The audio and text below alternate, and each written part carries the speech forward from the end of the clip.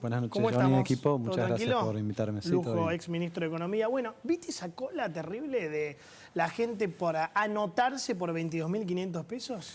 ¿Qué te provocó? Desgarradora es esa imagen. La verdad que es desgarradora porque, bueno, por todo lo que dijiste en la editorial y por el contraste que implica con incluso algunos números del INDEC. Massa apenas asumió, anunció que iba a bajar el desempleo, ¿te acordás? Sí.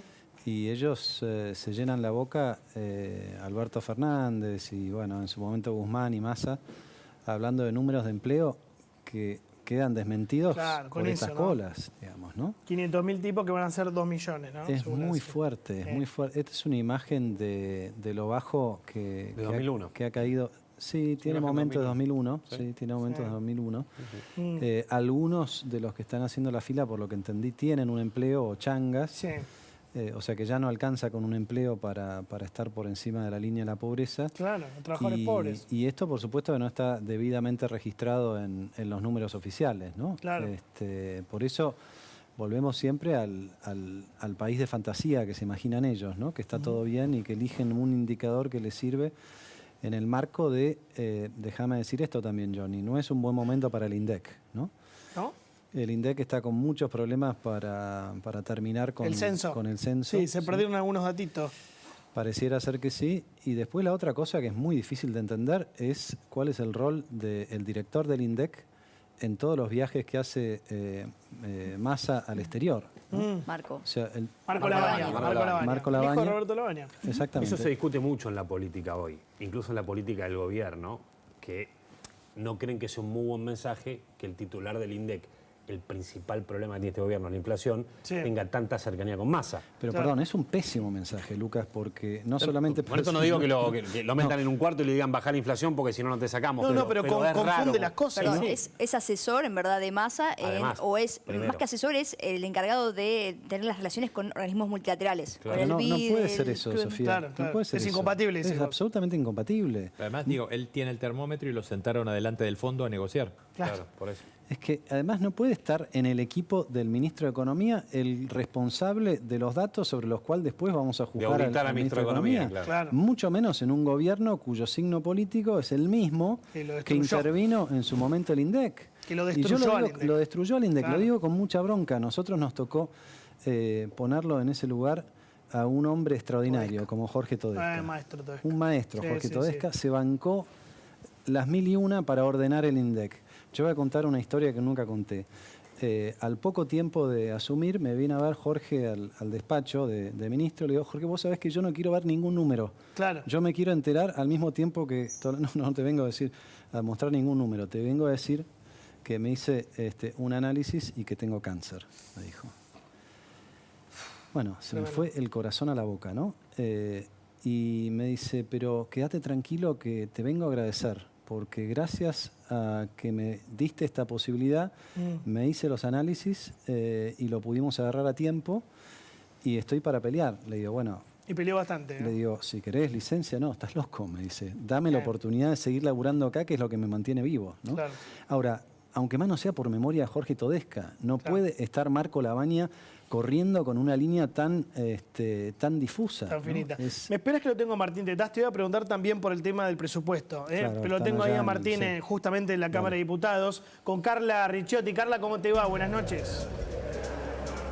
¿Qué tal, Johnny? Buenas noches. Bueno, una sesión que empezó con el quórum que alcanzaron justito, 130 diputados sentados. Empezó, te decía, pasadas las 13:40, sin la presencia de Máximo Kirchner. Ustedes recién hablaban de él, o vos puntualmente hablabas en la editorial, y mencionabas a Máximo que no dio quórum para tratar el presupuesto de su gobierno. Pero estamos con Martín Tetaz, que nos comentaba recién que... esto se va a extender bastante. La expectativa es que se apruebe en general. Martín, gracias por tus minutos, por tu tiempo. Nos decías, la expectativa es que se apruebe en general. Ahora te contesto tu pregunta, Carla, pero me quedé, si me permiten, picando con la confesión de parte de Cristina Kirchner, que la escuchaba, ¿no? Antes. Porque Cristina dice que no se enojó nunca después de lo de Néstor, ¿no? Sí. ¿Y ustedes recuerdan la entrevista con Luis Novarecio, Cristina con Luis Novarecio? Sí. ¿Qué le dijo que había sentido? ¿Qué le dijo que había sentido cuando lo de los bolsos de López por arriba del convento? Bronca. que se había enojado mucho con López, ¿se acuerdan?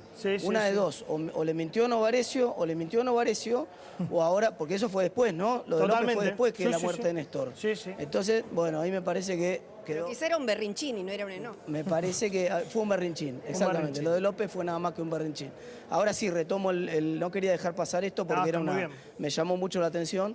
Retomo la consulta que me hace sobre el presupuesto. Todo parece indicar que efectivamente se va a aprobar en general y que va a haber muchos de los artículos que se van a caer porque el oficialismo no va a tener los votos, va a tener muchos votos en contra, ahí va a votar. Hay distintas formas de expresar el no rechazo, para llamarlo en términos de Cobos, ¿no? El no rechazo. Y la manera de mostrar el no rechazo en algunos casos es aprobando el presupuesto en general, en otros casos es con abstención, lisa y llanamente, pero va a haber un comportamiento muy compacto para expresar respecto de qué no estamos de acuerdo en, por ejemplo, no aumentar ningún impuesto. Entonces, los artículos que tienen que ver con las retenciones, los artículos que tienen que ver con impuestos para los monotributistas, los artículos que tienen que ver con los nuevos impuestos que quieren poner a los pasajes aéreos, todos esos artículos los vamos a votar compactamente en contra. Y te meten, perdón Martín, te meten lo de ganancias a los jueces para armar lío, típico del kirchnerismo, para, ¿viste? ¿Eso cómo lo van a votar? La cancha, claro. Mira, déjame ser muy claro, Johnny, con esto. El artículo 16 de la Constitución no admite ningún tipo de interpretación alternativa. Dice muy claramente, todos somos iguales ante la ley. Claro.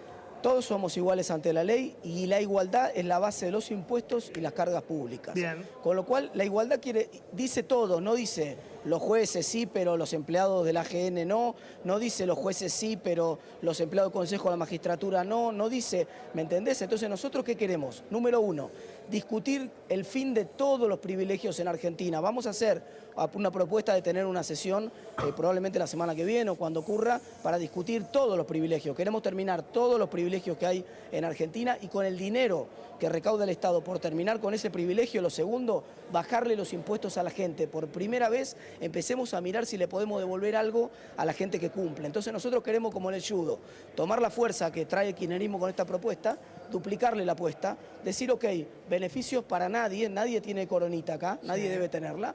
El dinero que se recaude, si nadie tiene coronita, aprovechémoslo para que entonces, como pagamos todos menos. Y me parece que eso de una vez por todas le va a devolver un poco a la gente el esfuerzo que viene haciendo. Era Martín, que lo tengo a Alfonso acá, que es economista, fue ministro, sabe un montón de esto. ¿Qué opinas de Hola Alfonso, ¿cómo te va? ¿Cómo estás, Martín? Saludos, Martín. Bueno, lo que explicaba Martín es muy claro y lo que hay que agregar para los que no están empapados en el procedimiento presupuestario es que hay una ley, que es la Ley de Administración Financiera, que prohíbe que detrás de la cáscara del presupuesto se discutan cosas, el artículo dice algo así, que sean cambios permanentes, entre otras cosas en impuestos. La técnica del kirchnerismo siempre ha sido aprovechemos que están todos distraídos y que vamos a extorsionarlos con que nos tienen que dar un presupuesto. Una cosa es el presupuesto, otra cosa son todas estas decisiones que explicaba Martín, que no tienen nada que ver con el presupuesto, que son decisiones de política tributaria, decisiones de privilegiar a uno o de castigar a otro, que exceden la idea del presupuesto. Por eso cuando se aprueba un presupuesto, incluso a facultades delegadas, yo fui también diputado y siempre votamos en contra de aquellos artículos que violaban la Ley de Administración Financiera. Porque si no, te pasa además una cuestión jurídica muy clara, que es, vos no podés al mismo tiempo aprobar un presupuesto con estos artículos y no derogar la Ley de Administración Financiera. Porque una de las dos se está violando a sí misma y las dos tienen vigencia, ¿no? Entonces, Martín, y sobre el ajuste a la educación y a la salud dentro del presupuesto, ¿qué opinas? En eso hubo un retroceso bastante grande del gobierno desde que anunciaron el primer proyecto que llegó al Congreso y lo que ahora se está negociando en la versión final. La versión final del presupuesto prácticamente ya no contiene casi ajuste en educación, han compensado bastante las partidas, muchas de las partidas que habían bajado. ¿Qué pasa? Todo el presupuesto está creciendo 70% el gasto. Es la primera vez que en un presupuesto kirchnerista el gasto crece por debajo de la inflación proyectada. Entonces el presupuesto está creciendo 70%. Si vos tomás el cálculo de inflación, por ejemplo, del Banco Central, el 85% para el año que viene o para los próximos 12 meses, lo que vas a encontrar es que todas las partidas sufren un ajuste en términos absolutos, en términos reales. Y eso obviamente lo hace sufrir a todas las partidas. Pero ese 15% que tenía educación, que había detectado toda la oposición y había denunciado, tuvo muchas correcciones. Te diría yo que el presupuesto, desde la versión que llegó original hasta la que vamos a votar ahora, sufrió muchísimas modificaciones. Por ejemplo, la cláusula gatillo que garantiza que el Congreso tenga, que el oficialismo tenga que volver al Congreso si la inflación es más del 60%. Por ejemplo, la posibilidad de deducir del impuesto a la ganancia los gastos en educación de las familias de la clase media. Martín. Hay un montón de cosas que se fueron incorporando que obviamente implican más gasto, ¿no? Lucas Morando, una cortita porque hay Alfonso. poco tiempo. Mañana en teoría va a haber una movilización de camioneros porque no se están pudiendo poner de acuerdo con el tema de la paritaria. Yo te quería preguntar a vos, siendo economista, siendo nuevo en estos diputados, ¿qué te parece la paritaria del 130% que están pidiendo y qué respuesta pensás que debería dar el gobierno a ese tema? Que calculo que mucha gente en la casa está pensando qué paritaria va a tener el año que viene. Mira, yo creo que mientras haya representantes de los dos sectores sentados en la mesa, cada uno es libre de negociar la paritaria que pueda y yo lo felicito si consideran una paritaria buena. Obviamente esa no es la realidad, no tiene nada que ver con la realidad de la economía, pero tampoco confundamos a la gente creyendo o haciéndole creer que la inflación es culpa de que Camioneros cerró una buena paritaria. Camioneros cierra una buena paritaria porque tiene un poder de peso muy grande, ese es otro tema. Y está desnivelada la relación de poder entre el gremio de los camioneros y la patronal. Pero la verdad es que eso no tiene nada que ver con la inflación que sufren la mayoría de los laburantes en Argentina. Gracias, Martín. Un beso grande. Gracias, Carla. Un placer. Muchas gracias. Gracias, chicos. Hasta luego. Alfonso, tuit tuyo. Ya huyeron 4 ministros en el mes de lealtad. ¿Es un gobierno en retirada para vos? Y da la impresión de que lo están dejando muy solo al presidente, ¿no? Porque muchos de estos ministros eran de su riñón o habían ingresado como consecuencia de la derrota electoral del año pasado. Dijeron, bueno, vamos a regionalizar, vamos a traer a intendentes. Y ahora los intendentes no es que huyen y se van a la casa, se van a volver. A sus territorios, claro. lo que dice Pani ayer. Acá ¿no? nadie pierde su laburo si están en el frente de todos, ¿no? Lo mismo está por pasar con Juan Mansur, que vuelve a ser gobernador de Tucumán. Zabaleta, Sí. Catopodi, vuelven todos. ¿Y se van todos y queda Massa? Y Massa me parece que no tiene más remedio, ¿no?, de quedarse. Ahora, esta es una discusión interesante, porque Massa fue presidente de la Cámara de Diputados hasta hace relativamente poco. Sí, 3 meses. Muchas veces la crítica que se le hacen a los ministros de Economía es que no conocen el funcionamiento de la Cámara. Bueno, Massa lo conoce como nadie y era el que marcaba las reglas de todos ellos hasta hace relativamente poco. A mí me parece muy impactante que Máximo Kirchner no haya dado el... Ese es un dato que pasó de largo, pero hay que remarcarlo. Máximo Kirchner no le dio quórum al presupuesto de Sergio Massa, de su gobierno y de su ministro. Son socios. Vos ves que se lastima la relación ahí entre ellos. Vamos a ver cómo votan, pero todo indica, ustedes mostraron un pedacito de la entrevista que le dio Máximo Kirchner a Navarro. Casi que está como con una sonrisa socarrona, burlándose de Alberto. De Alberto, ¿no? sí. Y una última reflexión sobre el presupuesto, porque en todo lo que decía Martín queda muy claro, muy difícil, perdón Sofía, pero muy difícil armar un presupuesto con estos niveles de inflación. Y yo vi que en el pase con Eduardo, Johnny, pasabas aquel momento donde Kicillof se quejaba. Cuando era diputado. Claro, decía, Macri va a terminar con una inflación acumulada, creo que decía 240. Sí. ¿Sabés cuánto va a ser la inflación acumulada de Alberto Fernández si se cumple el 60% del año que viene, que ya sabemos que no se va a cumplir? ¿Qué no va a pasar? ¿Cuánto? 540. Escuchá el esto, doble. Escuchá esto, hay solo 3 países en el mundo que durante los 4 años del mandato de Alberto Fernández van a terminar teniendo más inflación que Argentina. Todo lo demás tienen menos. Uno Venezuela. Uno es Venezuela, el otro es Zimbabue y el otro es Sudán. ¿Cómo te da 500 si no es la inflación del 100% anual? No venía siendo 100%. La vez pasada venías muy fino con los porcentajes. Sí, es acumulado. Sí, tenés razón. Señor, es acumulado. inflación acumulada. Interés compuesto. Sí. Tengo muchos problemas con interés compuesto. La misma política, porque no dio quórum Máximo Kirchner, pero dio quórum parte de la oposición. Y Martín Tetaz recién decía que iban a votar todos, pero en conjunto iban a votar. ¿Y es así? ¿O puede haber una parte de la oposición que de vuelta se separe y le vote algunos artículos? Yo creo que Martín lo explicó mucho mejor de lo que lo puedo explicar yo, porque él está ahí, digamos, ¿no? Él lo que dijo es que hay acuerdo en qué artículos votar en contra en particular, todos los que él mencionó. No hay un acuerdo respecto de cuál es la mejor manera de mandar ese mensaje, porque hay parte de los diputados que dicen, bueno, nos abstenemos o lo aprobamos en general, total después votamos los artículos en particular.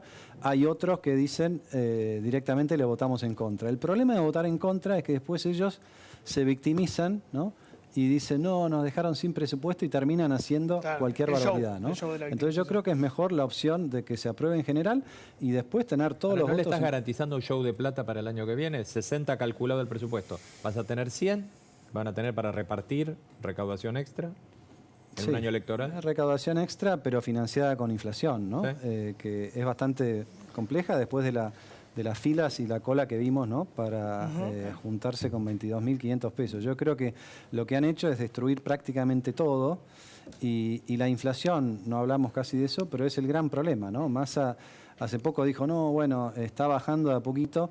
Me parece que en octubre no bajó la inflación porque finalmente entró la primera parte del aumento de tarifas y en todo caso una inflación del 6 o 7% mensual es lo mismo y es inaceptable, es la más alta en 30 años, ¿no? Doki, gracias Alfonso, como siempre un lujo tenerte acá en el programa. Gracias chicos, Rubén, Sofi querida y Luquitas.